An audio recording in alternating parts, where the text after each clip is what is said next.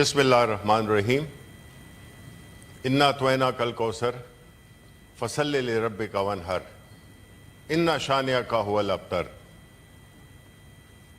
جناب چیئرمین، میری خواہش تو یہ تھی کہ جو ہمارے فائنانس منسٹر ہیں کہ وہ موجود ہوتے یا کوئی وزیر موجود ہوتا، لیکن شاید انہوں نے اس کو اتنا اہم نہیں سمجھا کہ اپوزیشن کی تقریر سن لی جائے۔ فائنانس منسٹر صاحب ایک شریف آدمی ہے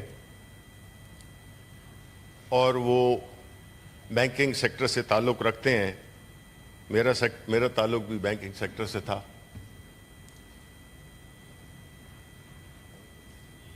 اچھے آدمی ہیں، لیکن انہوں نے جو فیصلہ کیا اس حکومت میں آنے کا، میرا خیال ہے یہ ان کی زندگی کا سب سے،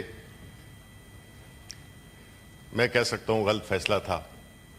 اس کی وجہ یہ ہے کہ حکومت میں آنا، پاکستان کے عوام کی خدمت کرنا، یہ بہت بڑا اعزاز ہے، اور خاص طور پہ وزارت خزانہ، یہ ایک بہت آنر کی بات ہے۔ لیکن یہ آنر اور یہ فخر اس وقت آدمی کو میسر ہوتا ہے یا اس کا حقدار ہوتا ہے جب وہ کسی لیجٹمیٹ گورنمنٹ کا حصہ ہو۔ جو موجودہ حکومت ہے وہ لیجٹمیسی سے آ رہی ہے۔ جس طریقے سے یہ حکومت آئی سب کو پتہ ہے، جس طرح سے یہ حکومت بنائی گئی سب کو پتہ ہے۔ تو ایسی صورتحال میں کیا ہوتا ہے کہ جب کوئی حکومت عوام کے مینڈیٹ سے نہ آئی ہو، اس میں لیجٹمیسی کا فقدان ہوتا ہے۔ کیا فرق ہوتا ہے ایک ڈکٹیٹرشپ میں اور ایک الیکٹڈ گورنمنٹ میں؟ ڈکٹیٹرشپ میں وہ لیجٹمیسی نہیں ہوتی ہے کیونکہ اس میں عوام کی سپورٹ حاصل نہیں ہوتی۔ ڈیموکریٹک گورنمنٹ میں جو ڈیموکریٹک حکومت ہوتی ہے وہ اپنے مینڈیٹ جو عوام نے اس کو دیا ہوتا ہے، اس کی ایک مورل سٹرینتھ ہوتی ہے، اس کی لیجٹمیسی ہوتی ہے۔ اس لیے وہ یہ مختلف قسم کے فیصلے، جس میں کہ آپ کو سخت فیصلے کرنے پڑتے ہیں، آپ کو ریفارمز کرنی ہوتی ہیں، آپ کو ایک عوام کے دل پر ہاتھ رکھتے ہوئے اپنی بجٹ بنانا ہوتا ہے۔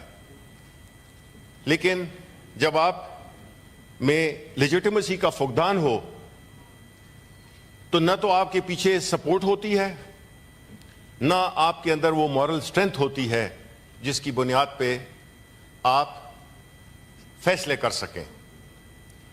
یہ بجٹ بھی عکاسی کرتا ہے اس حکومت کی، اس فائنانس منسٹری کی جس کی حکومت کی کوئی لیجٹمیسی نہیں ہے، اور وہ ان اقدامات سے نظر آتا ہے کہ نمبر 1 کہ اس میں نہ تو کوئی اکنامک ویژن نظر آتا ہے، اور نہ اس میں ملک کو جو ایک بھکاری بنا دیا گیا ہے اس سے جان چھڑانے کی کوئی چھوٹی سی کوشش بھی نہیں کی گئی۔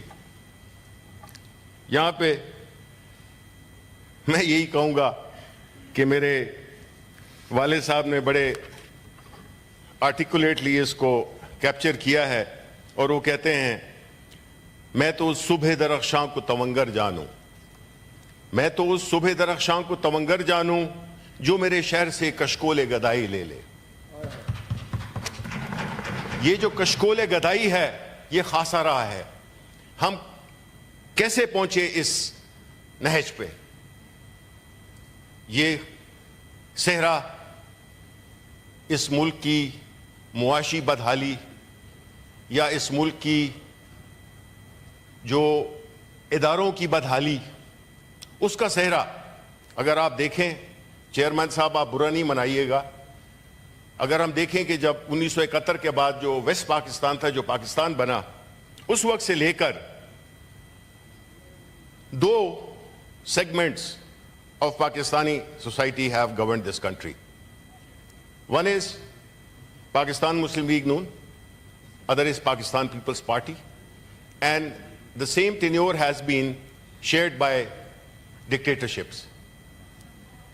اس میں پی ٹی آئی کا کوئی ہاتھ نہیں ہے، کیونکہ پی ٹی آئی تو اقتدار میں آئی 2018 میں، 2013 میں پروونس میں ہم نے گورنمنٹ بنائی.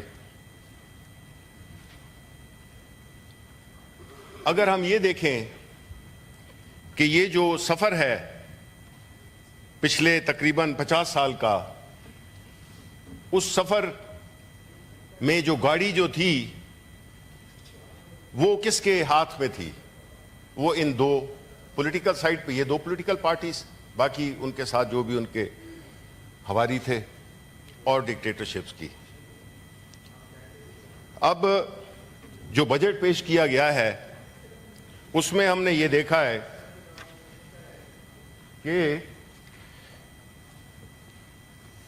زیادہ تفصیل میں نہیں جاؤں گا، کیونکہ یہ بجٹ ایک تو کل رات کو ملا اور اس پہ بڑی چیزیں دیکھی جا سکتی ہیں، لیکن جو ایک عام تاثر بھی ہے عوام کا، اور جو ہم نے بھی فیکٹس اینڈ فگرز دیکھے ہیں، وہ یہ ہے کہ پاکستان تحریک انصاف بحیثیت ایک پولیٹیکل پارٹی، پاکستان کی سب سے بڑی پولیٹیکل پارٹی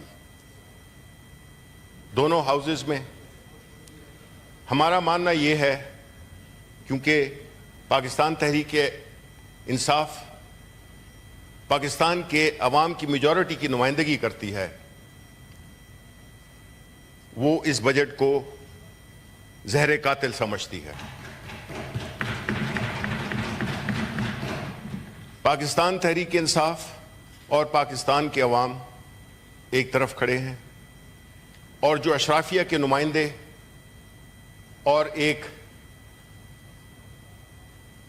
انلیجٹمیٹ حکومت میں بیٹھے ہوئے لوگ وہ دوسری طرف کھڑے ہیں. ظاہر ہے کہ ان کو احساس کیا ہوگا عوام کے جذبات کا. جو ٹیکسز لگائے گئے ہیں اس کو اگر آپ دیکھیں تو آپ کو نظر آئے گا کہ پاکستان کے جو سیلریڈ کلاس ہے ان پہ مزید ٹیکس لگا دیا گیا ہے. ایک طرف منیمم ویج کو بڑھا دیا گیا ہے، بہت اچھی بات ہے، لیکن وہ بھی اس میں بھی گزارا نہیں ہوتا کسی کا. اور جو ٹیکس میں لے آئے ہیں وہ جو 50,000 روپے کی تنخواہ ہے جس کی، اس کو بھی ٹیکس میں لے آئے ہیں. سملرلی جو ہائر اینڈ پہ آپ جائیں تو اس میں گو کہ وہ ٹیکس بڑھایا نہیں گیا، لیکن اس کا تھریش ہولڈ نیچے کر دیا گیا ہے. پہلے 60 لاکھ کی تنخواہ، اس کو جو ٹیکس لگتا تھا اس میں آپ لے آئے ہیں اس کو 41 لاکھ پہ. اس سے ہوگا کیا جناب والا کہ ایک تو پاکستان میں سینئر لیول پہ کام کرنا وہ وائبل نہیں رہے گا، اور نیچے جو 50,000 کی جی اور اس سے اوپر کی جو کیٹیگری ہے ان کا تو تقریباً جینا ہی حرام ہو گیا. ان بیچاروں کو تو وہ بنے ہی اسی لیے تھے. یہ جو اشرافیہ کے نمائندے ہیں، یہ دو جماعتیں اور ان کے ساتھ ان کے جو الائز ہیں، انہوں نے ہمیشہ پاکستان کے عوام کا خون چوسا ہے، اور یہ بجٹ اس سے مختلف نہیں ہے. یہ بجٹ جس میں کہ بنیادی طور پہ دو چیزیں ہوتی ہیں پاکستان میں ڈالر لانے کے، ایک ہوتی ہے فورن ڈائریکٹ انویسٹمنٹس اور دوسری ہوتی ہے ایکسپورٹس. ایکسپورٹس پہ بھی جو پہلے 1.25% کا ٹرن اوور ٹیکس تھا، اب اس کو بھی وہ نارمل ٹیکسیشن میں لے آئے ہیں.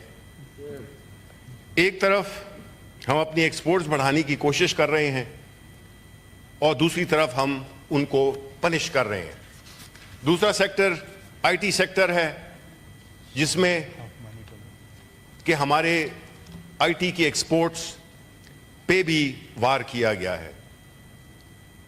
اس کے علاوہ اگر مارکیٹ میں آپ نے ڈاکیومنٹڈ اکانومی لانی ہے تو کیپٹل مارکیٹس اس کا ایک بڑا واضح ثبوت ہوتی ہیں کہ اس ملک میں کتنی ڈاکیومنٹڈ اکانومی ہے.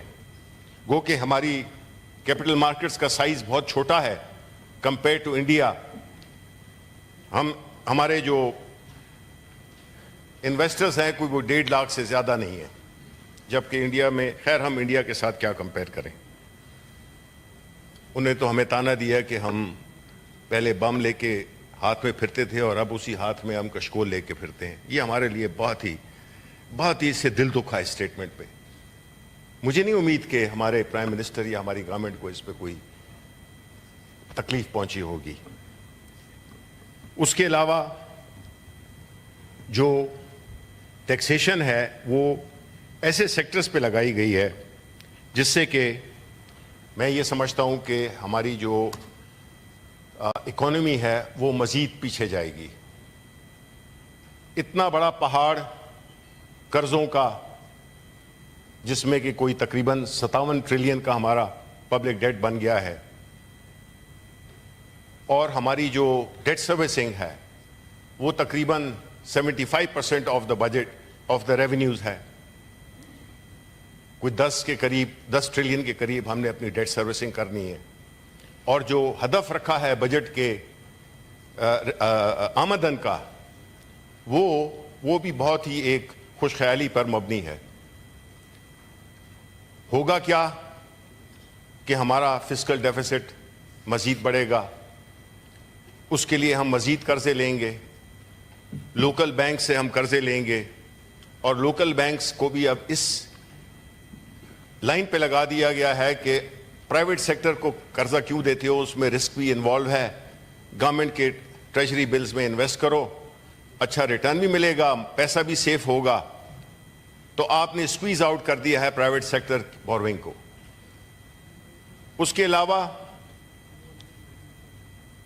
جو ڈیٹ سروسنگ ہے اور جو ہماری آمدن ہے اس کے بعد بچا ہی کیا ہے.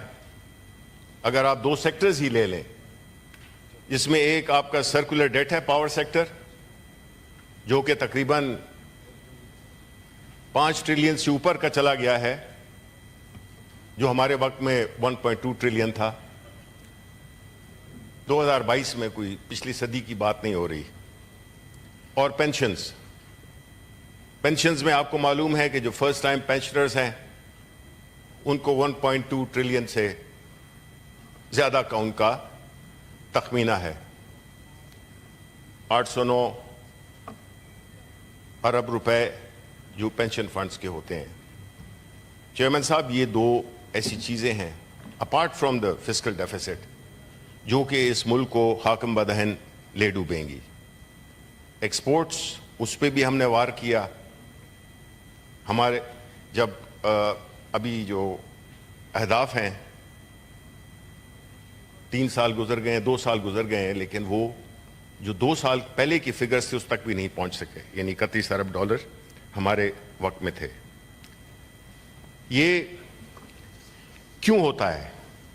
یہ اس وقت ہوتا ہے کہ جب, جس طرح میں نے پہلے کہا کہ جب وہ حکومت ایک بولڈ ڈیسیژنز نہیں لے سکتی کیونکہ اس کے پاس وہ اخلاقی قوت نہیں ہوتی, اور جب آپ کے پاس اخلاقی قوت نہ ہو اور آپ ہر وقت ڈر رہے ہوں, آپ ہر 2 منٹ کے بعد پیچھے دیکھتے ہیں, اس سے آپ ملک اور قوم کو آگے نہیں لے جا سکتے. نہ اس ملک کو آپ خوشحالی تو دور کی بات, اس کو اس کی جو اپنی جو بنیادی ریکوائرمنٹس ہیں وہ بھی آپ قرضے لے کر اور پورا کریں گے.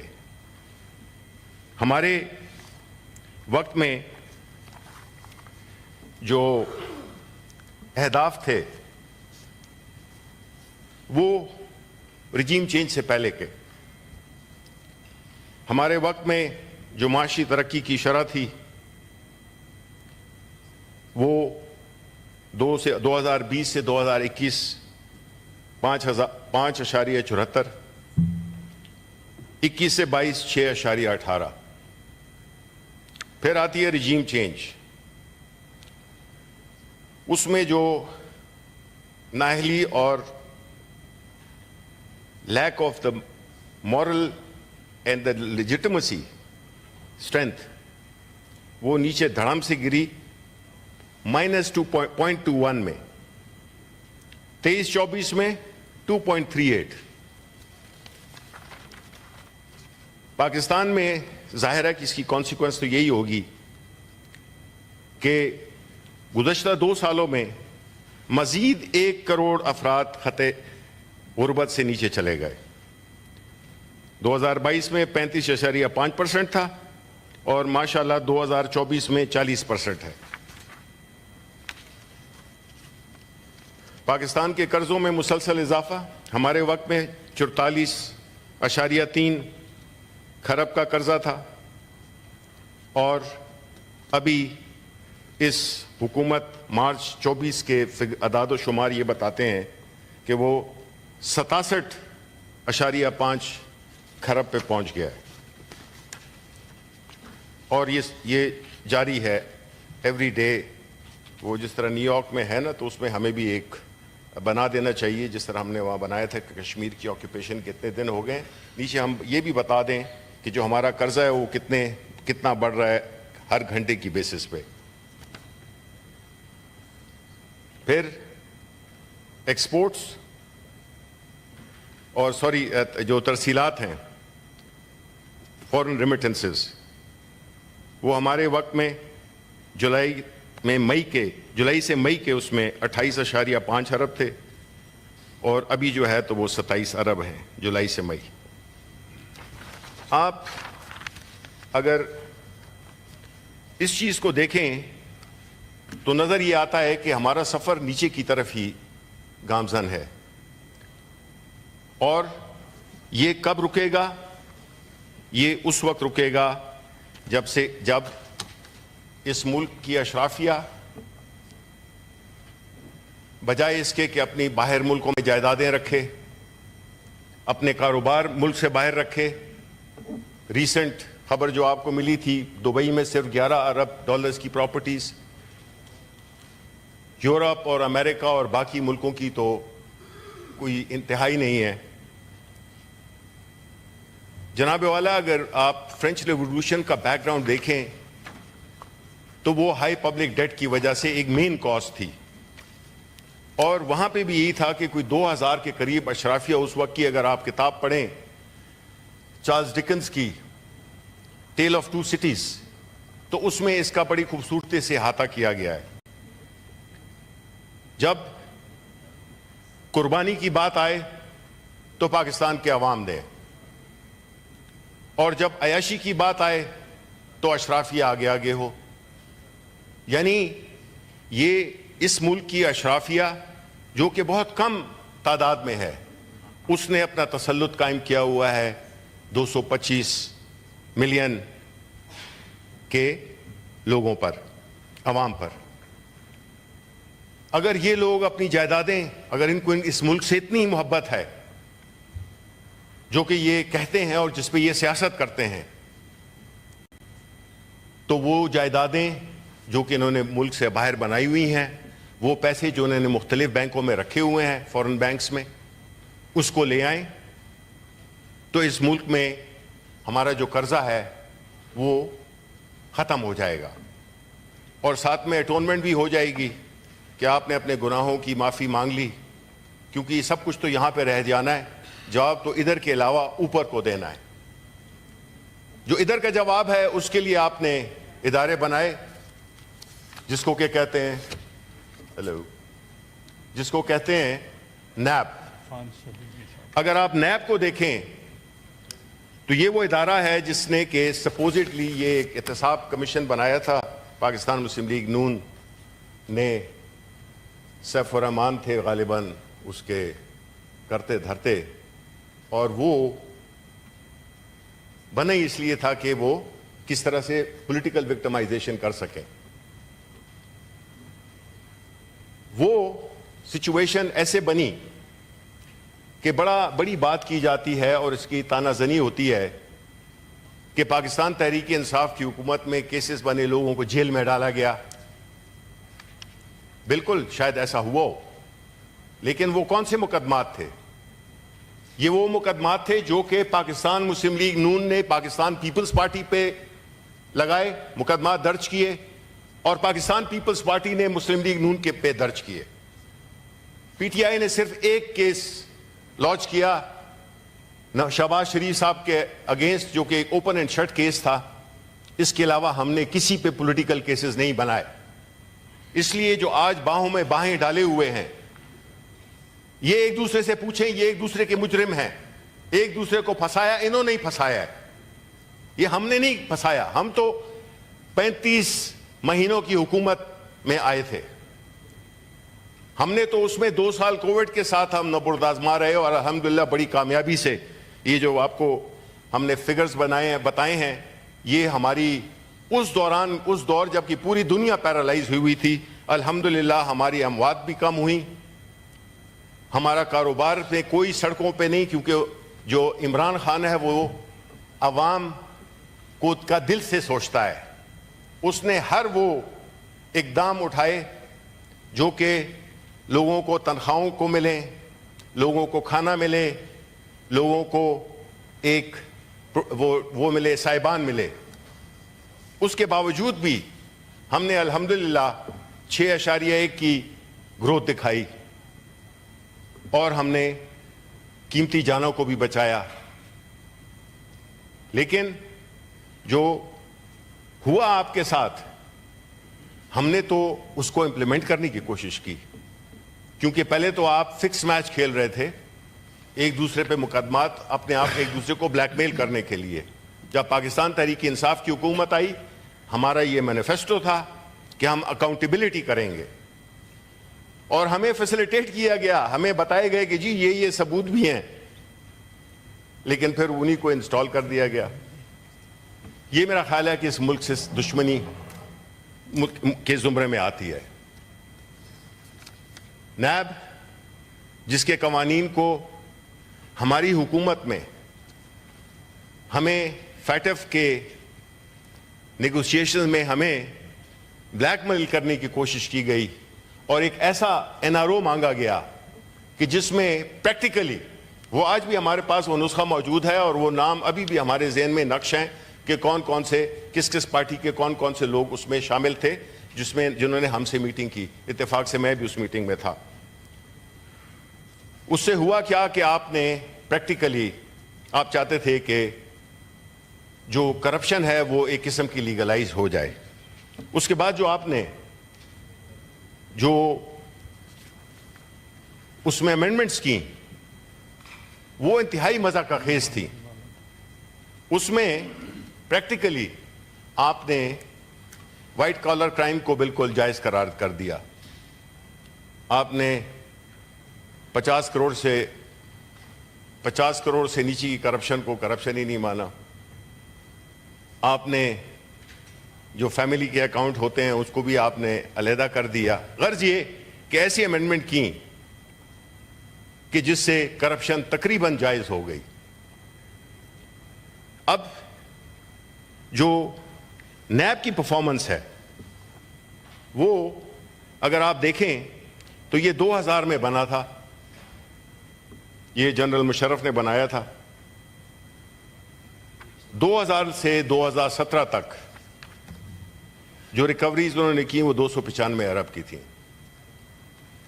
پاکستان تحریک انصاف کی حکومت میں جو کہ 2018 سے 21، اس میں ہماری ریکوریز 426 ارب روپے تھی.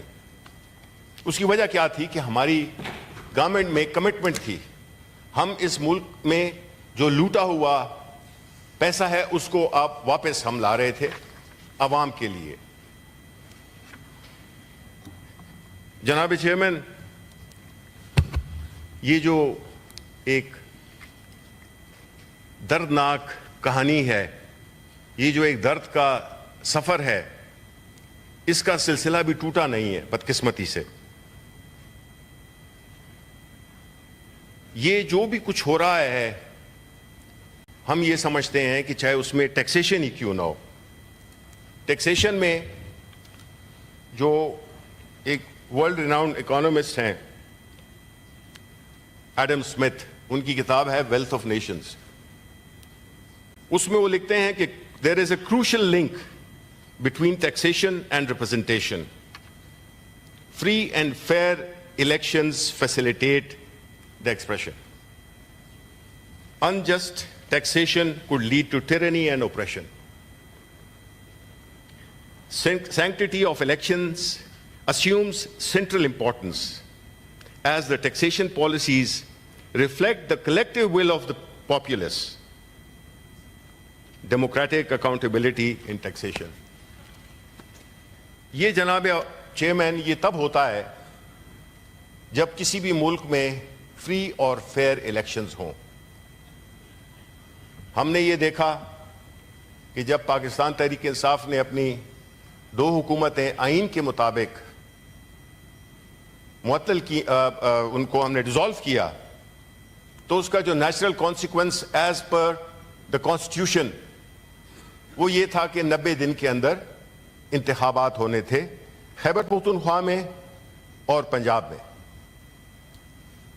لیکن ہم نے دیکھا کہ یہ انتخابات 90 دن تو کیا 180 دن میں بھی نہیں ہوئے، اور بجائے اس کے کہ آئین پہ عملداری ہوتی، ایک ایسے کٹھ پتلیوں کو لا کے بٹھا دیا گیا جس نے کہ ملک میں یہ جو تمام جو اکنامک اشاریے ہیں وہ اس بات کی گواہی دیتے ہیں کہ جن لوگوں کو بٹھایا گیا وہ نااہل بھی تھے، اور ان میں وہ لیک کرتے تھے لیجیٹیمیسی کو.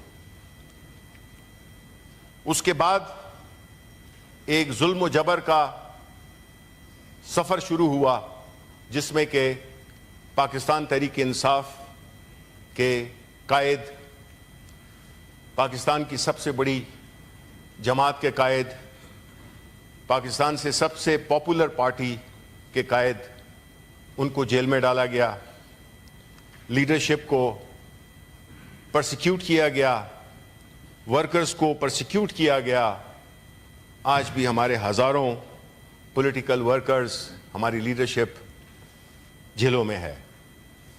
اس ایوان کا ایک ممبر بھی جو کہ اعجاز چودھری ہیں، جن کے پروڈکشن آرڈر کے لیے ہم بارہا ریکویسٹ کر چکے ہیں، لیکن وہ شاید اتنے خطرناک ہیں کہ ان کو ہم اس ایوان میں نہیں لا سکتے.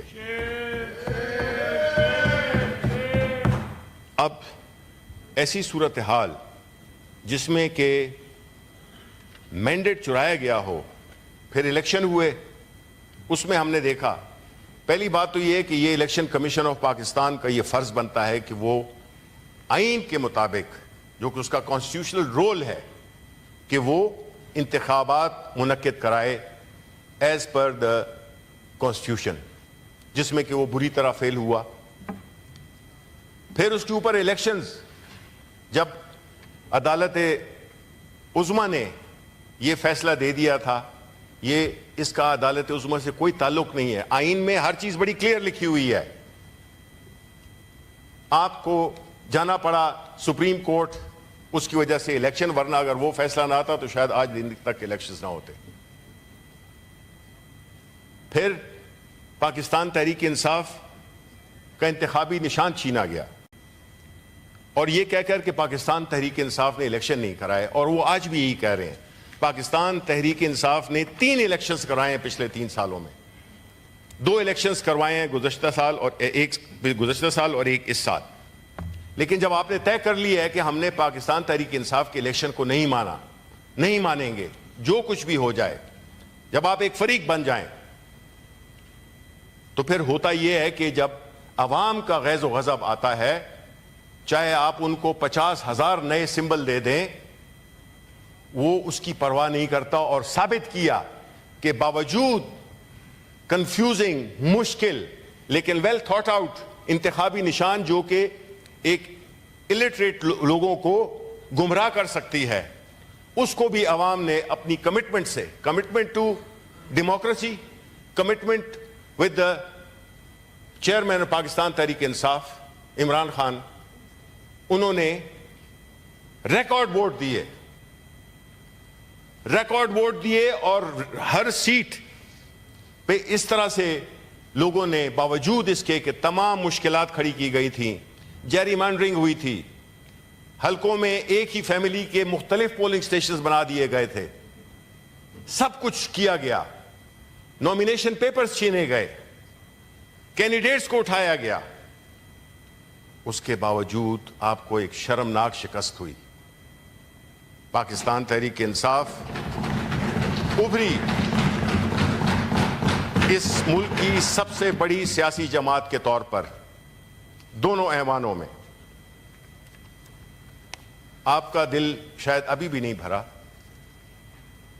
اور جو ہماری پیٹیشنز جس میں کہ ہم نے الیکشنز کروائے، اور اندازہ کریں کہ وہ الیکشن کمیشن آف پاکستان جو کہ اربوں روپے لیتا ہے، خرچ کرتا ہے الیکشنز کے کرانے میں، وہ ہمارے الیکشنز کو نہیں مانتا۔ اس لیے نہیں مانتا کیونکہ وہ سمجھتے ہیں کہ یہ ہو نہیں سکتا۔ آئین کیا چیز ہے، قانون کیا چیز ہے۔ انہوں نے ابھی بھی ہماری پیٹیشنز کو، ہماری 30 مئی کو ہماری پیٹیشن کی سنوائی تھی، اور وہ ابھی تک ہوئی نہیں ہے کیونکہ وہ کاز لسٹ پہ لگتی ہے، کاز لسٹ ہٹ جاتی ہے۔ یہ کیا ہے جناب چیئرمین؟ اس کو ہم کیا کہیں؟ آپ تو ایک سیاسی ورکر ہیں، ایک سیاسی لیڈر ہیں، ساری زندگی آپ کی سیاست میں گزری ہے۔ شاید ہم میں سے بہت کم ایسے ہوں جس کو کہ اللہ تعالیٰ نے یہ آنر دیا ہو کہ وہ سارے عہدوں پہ ماشاءاللہ وہ رہ چکا ہو۔ ہم تو نہیں ہیں۔ آپ بتائیں، یہاں پہ ان کی لیڈرشپ بیٹھی نہیں ہے، لیڈر آف دا ہاؤس نہیں ہے، کوئی منسٹر نہیں ہے، اور یہ تو نہیں ہے کہ اپوزیشن کی کا جو ایک رول ہوتا ہے اس کو وہ ادائی نہ کرنے دیا جائے۔